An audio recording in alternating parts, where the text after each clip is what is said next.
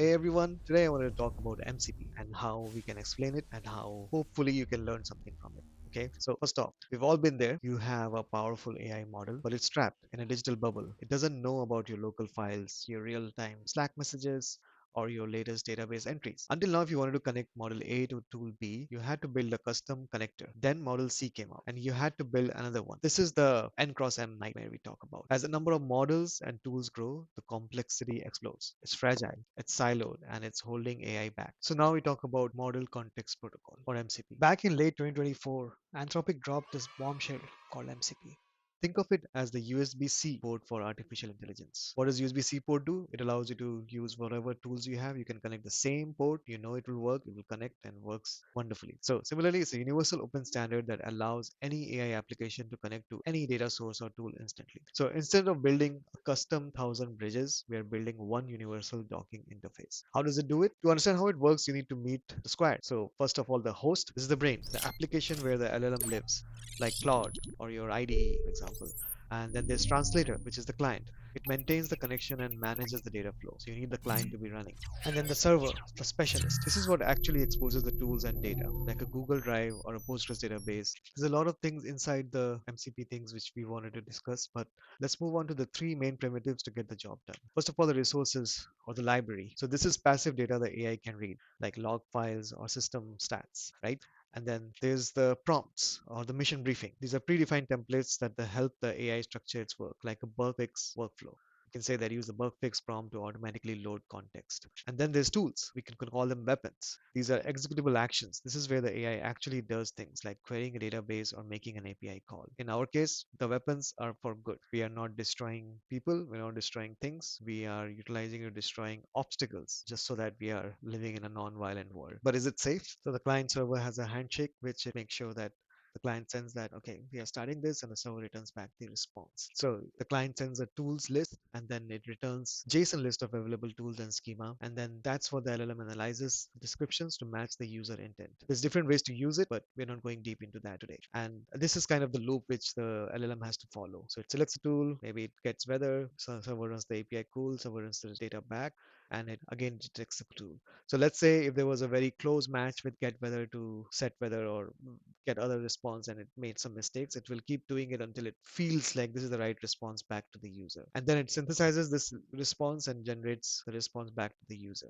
But is it safe? Well, MCP claims that it uses roots to create a sandbox, restricting the AI to specific directories so it can't go wandering where it doesn't belong. It also features sampling, which keeps the human in the loop. If the AI wants to do something sensitive, it has to ask you for permission first. Plus, with real-time notifications, the AI doesn't have to keep asking, is it done yet? The server pushes updates the second they happen. And now you can choose your loadout. So just like we have multiple tools, so based on how you want to use your MCP server, you can have different ways to make sure that your agent or anything which is using this is equipped with the right thing. If it's, let's say, focused on Google Drive or getting the data from there, maybe the Google Drive data model is good for you.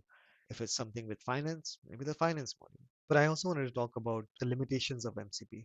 If you look under the hood of this sleek, futuristic interface as they talk about, there's a massive list of trade-offs that most developers aren't talking about yet. So performance. You have probably heard of context rot. Here's a problem: when you connect an LLM to dozens of tools via MCP, each tool's description and data payloads are stuffed into the model's context window. That's called context window exhaustion. So large payload triggers context rot, where the model literally loses the plot, becoming less accurate and starting to ignore instructions. And there's also a thing called quadratic latency. This isn't a linear slowdown. As your context length grows, the compute cost and inference time increases quadratically. We sometimes call it exponentially. In this context, it's called quadratically. But the thing is same, it goes very fast. Basically, the more helpful tools you give your AI, the slower and more expensive it becomes to get a simple answer. Then there's the discovery gap. Right now, MCP lacks a global registry. It's all manual setup, which creates integration silos. But the real kicker is the probabilistic versus deterministic divide. Standard USB is deterministic. You plug it in, it works the same way every time. MCP is probabilistic. It relies on the model's interpretation of the tool. So if the LLM is having a bad day or gets confused by the tool's description,